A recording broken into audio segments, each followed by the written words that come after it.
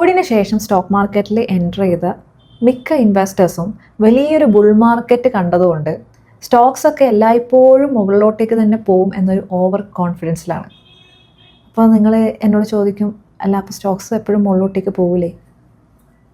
നമുക്ക് കുറച്ച് ചരിത്രം പഠിക്കാം. ചരിത്രം വേറൊരു കഥയാണ് നമുക്ക് പറഞ്ഞിരുന്നത്. നമ്മൾ ഏറ്റവും ഭയക്കുന്ന ഒരു കാര്യം, അതായത് നമ്മൾ സ്റ്റോക്ക് മാർക്കറ്റിൽ ഇൻവെസ്റ്റ് ചെയ്തു, ഒരു 15-20 വർഷം ഇൻവെസ്റ്റ് ചെയ്ത് നമ്മൾക്ക് സ്റ്റോക്ക് മാർക്കറ്റിൽ നിന്ന് 0 റിട്ടേൺസ് അല്ലെങ്കിൽ നെഗറ്റീവ് റിട്ടേൺസ് കിട്ടുമോ? പ്രധാനമായിട്ടും ഇന്ത്യൻ സ്റ്റോക്ക് മാർക്കറ്റിൽ അങ്ങനെ ഒരു സംഭവം നടന്നിട്ടുണ്ടോ?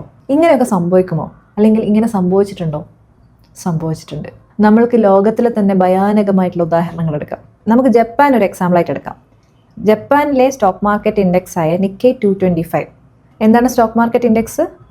സ്റ്റോക്ക് മാർക്കറ്റിലേക്ക് പിച്ച് വെച്ച് തുടങ്ങുന്ന കുറേ ന്യൂ കമേഴ്സ് ഉണ്ടെങ്കിൽ ഇൻഡെക്സ് എന്താണെന്ന് നമ്മൾ മനസ്സിലാക്കണം. നമ്മുടെ ഇന്ത്യൻ സ്റ്റോക്ക് മാർക്കറ്റിൻ്റെ മെയിൻ ആയിട്ടുള്ള ഇൻഡിസസ് ആണ് സെൻസെക്സും നിഫ്റ്റിയും. സെൻസെക്സ് ഇത്ര പോയിന്റ് കൂടി അല്ലെങ്കിൽ നിഫ്റ്റി ഇത്ര പോയിന്റ് ഇടിഞ്ഞു എന്നൊക്കെ പറഞ്ഞു കഴിഞ്ഞാൽ എന്താണെന്ന് നിങ്ങൾക്ക് അറിയാമോ? അറിയില്ലെങ്കിൽ ഞാൻ ഇതിനെപ്പറ്റി പണ്ടേ ചെയ്തൊരു വീഡിയോൻ്റെ ലിങ്ക് താഴെ കൊടുക്കുന്നുണ്ട്, അത് പോയി കാണുക. അപ്പോൾ എപ്പോഴും മനസ്സിലാക്കേണ്ടത് സ്റ്റോക്ക് മാർക്കറ്റ് ഇൻഡെക്സ് എന്ന് പറയുന്നത് ഒരു സൂചികയാണ്, ഒരു ഇൻഡിക്കേറ്റർ.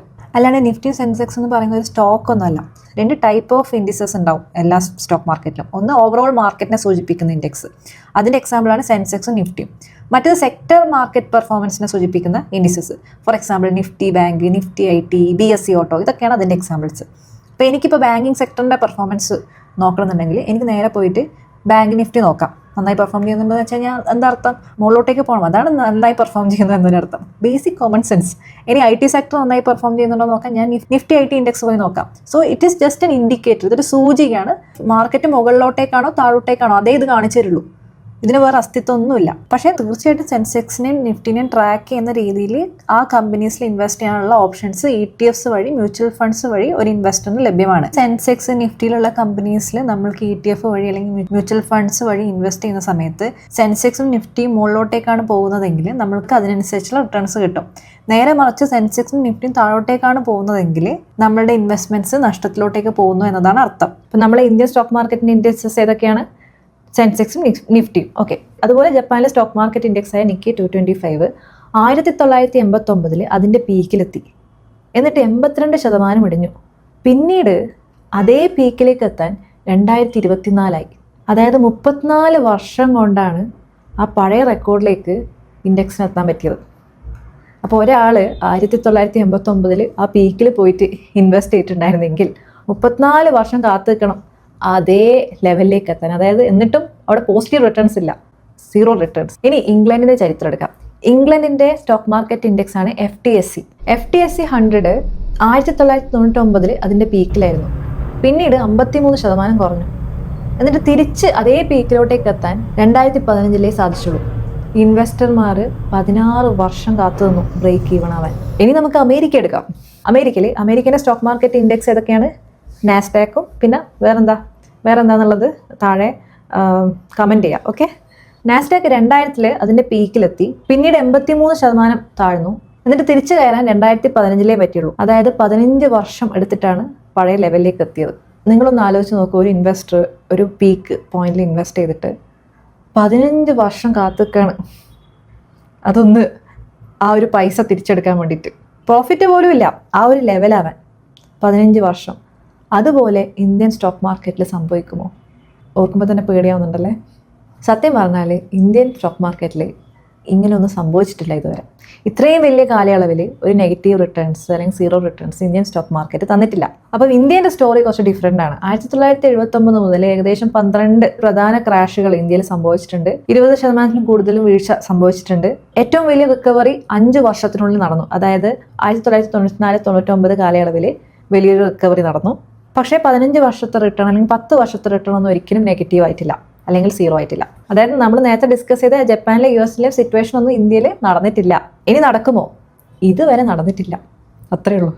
ഇനി നടക്കുമോ എന്ന് വെച്ച് കഴിഞ്ഞാൽ അതൊന്നും നമ്മുടെ കയ്യിലല്ല, എല്ലാം ദൈവത്തിൻ്റെ കയ്യിലാണ്. അപ്പോൾ നമ്മൾ എന്ത് ചെയ്യും മല്ലയ്യ? എന്ത് ചെയ്യും? അപ്പോൾ നമ്മൾക്ക് ചെയ്യാൻ പറ്റുന്നത് എന്താ?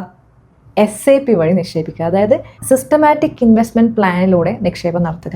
എല്ലാം കൂടി ഒറ്റയടിക്ക് മാർക്കറ്റിൽ കണ്ട് ഘട്ടം ഘട്ടമായിട്ട് ഇൻവെസ്റ്റ് ചെയ്യുക. ഇപ്പോൾ 2008 പീക്കിൽ നമ്മൾ പണം ഇൻവെസ്റ്റ് ചെയ്തിട്ടുണ്ടായിരുന്നെങ്കിൽ 2 വർഷം കഴിഞ്ഞ് നമ്മളുടെ റിട്ടേൺ 0ന്റെ അടുത്തായിരിക്കും. പക്ഷെ നമ്മൾ SIP വഴി ഇൻവെസ്റ്റ് ചെയ്തിട്ടുണ്ടായിരുന്നെങ്കിൽ 2 വർഷത്തിനുള്ളിൽ 27.6% റിട്ടേൺസ് നമുക്ക് ലഭിക്കുമായിരുന്നു. അപ്പോൾ നമ്മൾ മനസ്സിലാക്കേണ്ടത് മാർക്കറ്റ് ടൈമിംഗ് എന്ന് പറയുന്നത് പ്രൊഫഷണൽസിന് പോലും സാധിക്കുന്ന ഒരു കാര്യമല്ല. പക്ഷേ നമ്മളെ സഹായിക്കാൻ ഉള്ളൊരു ടൂൾ നമുക്ക് മുമ്പിലുള്ളത് സിസ്റ്റമാറ്റിക് ഇൻവെസ്റ്റ്മെൻറ്റ് പ്ലാനാണ്. അത് ഫലപ്രദമായിട്ട് ഉപയോഗിക്കുക. അതാണ് നമ്മളെ വലിയ തെറ്റുകളിൽ നിന്ന് രക്ഷിക്കുന്ന സാധനം. ഇപ്പോൾ സിസ്റ്റമാറ്റിക് ഇൻവെസ്റ്റ്മെൻറ്റ് പ്ലാൻ എന്ന് പറയുന്നത് it's a way of investing. Okay, അത് മ്യൂച്വൽ ഫണ്ട്സ് വഴി ചെയ്യാം, അല്ലെങ്കിൽ ഡയറക്റ്റ് സ്റ്റോക്ക് മാർക്കറ്റിലും നമുക്ക് SIP വഴി നിക്ഷേപിക്കാം. അതായത് ഒറ്റയടിക്ക് ഒരു ലംസം എമൗണ്ട് ഇടാണ്ട് കുറച്ച് ടൈം എടുത്ത് ഇൻവെസ്റ്റ് ചെയ്യുക. അപ്പം ഇത് നിങ്ങളെ പേടിപ്പിക്കാൻ വേണ്ടി പറഞ്ഞതല്ല, നമ്മൾ എല്ലാ വർഷവും ചിന്തിക്കണം അല്ലേ. അപ്പോൾ നമ്മൾ സ്റ്റോക്ക് മാർക്കറ്റിൽ ഇൻവെസ്റ്റ് ചെയ്ത് ഒന്നും പേടിക്കാണ്ട് കണ്ണും അടച്ചിരിക്കണം എന്നുണ്ടെങ്കിൽ SIP വഴി ഇൻവെസ്റ്റ് ചെയ്താലേ അങ്ങനെയൊക്കെ ചിന്തിക്കാൻ പറ്റുള്ളൂ. അപ്പോൾ നമ്മൾ സ്റ്റോക്ക് മാർക്കറ്റിൽ നിക്ഷേപിച്ചിട്ട് എപ്പോഴും പോസിറ്റീവ് റിസൾട്ട്സ് കിട്ടും എന്ന ഗ്യാരണ്ടി ഇല്ലാത്തത് കൊണ്ടാണ് stock markets are subjected to market risk എന്ന് എപ്പോഴും പറയുന്നത്. ഓക്കെ, അപ്പോൾ ഇത് നിങ്ങളെ ഡീമോട്ടിവേറ്റ് ചെയ്യാനുള്ള ഒരു കാര്യമല്ല, ബട്ട് ഇത് നമ്മൾ മനസ്സിലാക്കേണ്ട ഒരു കാര്യമാണ്. ഇങ്ങനെയൊക്കെ ഗ്ലോബൽ മാർക്കറ്റിൽ സംഭവിച്ചിട്ടുണ്ട്, പക്ഷേ ഇന്ത്യൻ മാർക്കറ്റിൽ സംഭവിച്ചിട്ടില്ല. പക്ഷേ 5 വർഷം നെഗറ്റീവ് റിട്ടേൺസ് ഒക്കെ ഇന്ത്യൻ സ്റ്റോക്ക് മാർക്കറ്റ് തന്നിട്ടുണ്ട്. അതുകൊണ്ട് തന്നെ പീക്കിൽ ലംസം ഇൻവെസ്റ്റ് ചെയ്ത് കഴിഞ്ഞാൽ വർഷങ്ങളോളം നഷ്ടം നമ്മൾ അനുഭവിക്കേണ്ടി വരും. അപ്പോൾ ആ ഒരു സിറ്റുവേഷൻ വരാണ്ടിരിക്കാൻ SIP വഴി ഇൻവെസ്റ്റ് ചെയ്യാം. അപ്പോൾ നിങ്ങൾക്ക് എന്താണ് തോന്നുന്നത്? ഇന്ത്യൻ സ്റ്റോക്ക് മാർക്കറ്റിൽ അങ്ങനെ ഒരു ലോസ് ഡിക്കേഡ് ഉണ്ടാകുമോ? അതായത് പതിറ്റാണ്ടുകളോളം മാർക്കറ്റ് പെർഫോം ചെയ്യാത്തൊരവസ്ഥയിൽ ഇന്ത്യൻ സ്റ്റോക്ക് മാർക്കറ്റ് എത്തുന്നു. നിങ്ങൾക്ക് എന്താണ് തോന്നുന്നത്? താഴെ കമൻറ്റ് ചെയ്യൂ. പിന്നെ കമൻറ്റ് ചെയ്താൽ മാത്രം പോരാ, വീഡിയോ ഇഷ്ടപ്പെടുകയാണെങ്കിൽ ലൈക്ക് ചെയ്യുക, അതുപോലെ തന്നെ ചാനൽ സബ്സ്ക്രൈബ് ചെയ്യുക. And that gives me a confidence to upload more and more videos. Okay, അപ്പോൾ please give me that confidence. Take care. നമുക്ക് അടുത്ത വീഡിയോയിൽ കാണാം.